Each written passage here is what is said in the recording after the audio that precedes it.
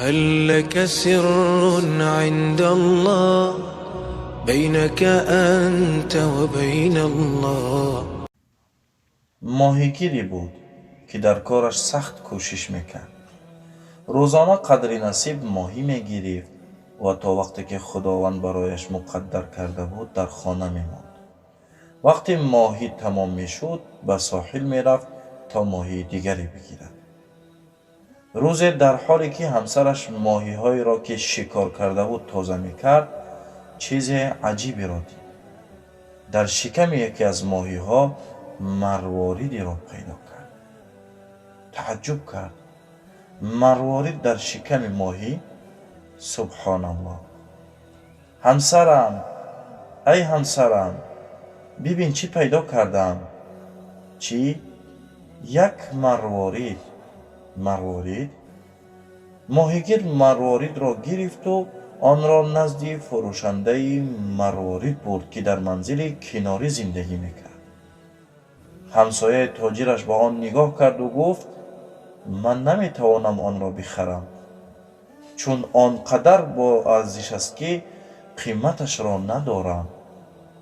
لکن به نزد تاجری در شهر همسایه برو، شاید او را بتواند از تو بخرد.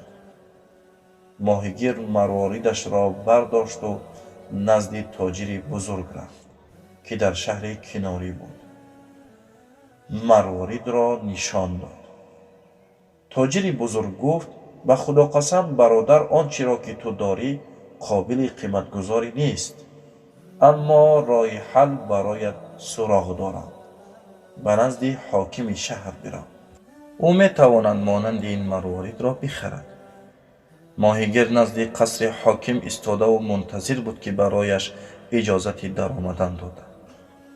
وقتی حاکم مروارید را دید گفت مثل این مرواریدها را من جستجو میکردم، نمیدانم چگونه بهایش را برایت بپردازم.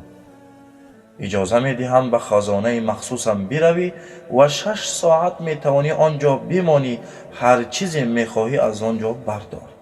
این بهای مرواریدت. ماهیگیر گفت سرورم، اگر میشد آن را 2 ساعت کنید. 6 ساعت برای ماهیگیری چون من زیاد است. حاکم گفت نه، بلکه 6 ساعت تمام تا هر چیزی از خزانه میخواهی برداری. ماهیگیر به خزانه حاکم وارد شد و ناگهان منظره حیرت آوری را دید. اتاق بسیار بزرگ بود که به 3 تقسیم شده بود. قسمت پر از جواهر و مروارید و طلا و در قسمتی از اتاق فرش مجلل قرار داشت که با یک نگاه به آن از راحتی و نرمیش خوابش میبرد و در قسمت آنچه از خوراکی و آشامیدنی میخواست وجود داشت. پس ماهیگیر با خود گفت 6 ساعت؟ این برای ماهیگیری چون من بسیار است. در این 6 ساعت چی کنم؟ اشکال ندارد، با خوراکی های موجود در قسمت سوم شروع میکنم. آنقدر میخورم که شکمم پر شود تا قوت کسب کنم که بتوانم با آن بیشترین طلای ممکن را با خود ببرم.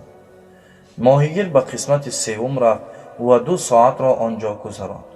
میخورد و میخورد. زمانی که به آخر رسید به قسمت اول رفت. در راهش آن تخت خواب مجلل را دید.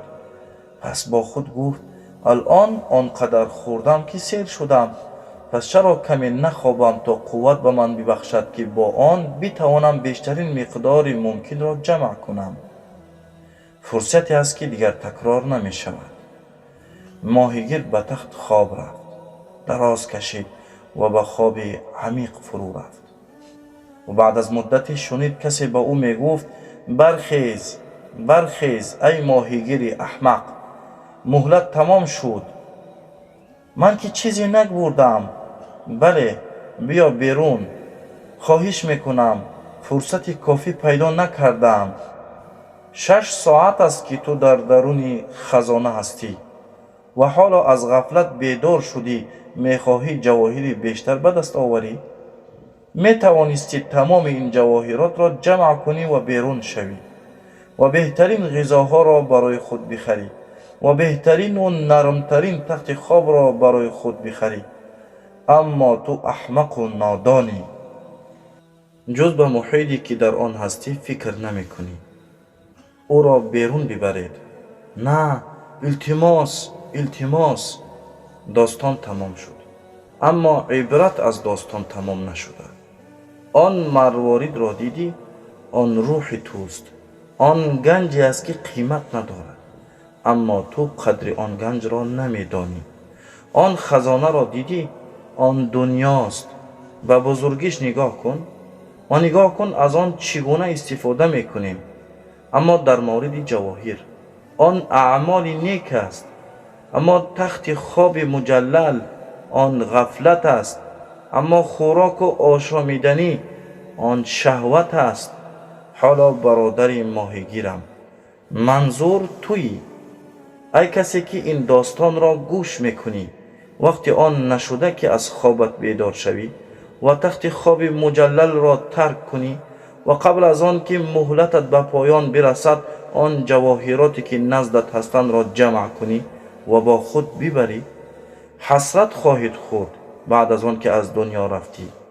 аллоҳи мутаол мефармояд: то замоне ки марги яке аз онҳо фаро расад, гӯяд: парвардигаро, маро ба дуньё бозгардон, бошад дар дуньё кори нек анҷом диҳам.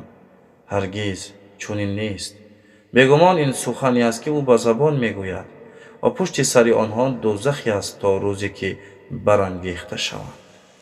حتى إذا جاء أحدهم الموت قال رب ارجعون لعلي أعمل صالحا فيما تركت كلا إنها كلمة هو قائلها ومن ورائهم برزخ إلى يوم يبعثون فإذا نفخ في الصور فلا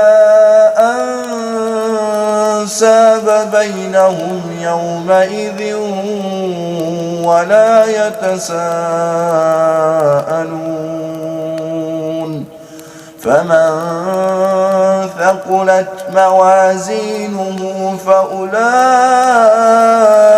هم المفلحون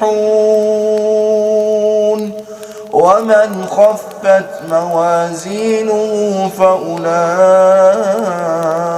الذين خسروا أنفسهم في جهنم خالدون تلفح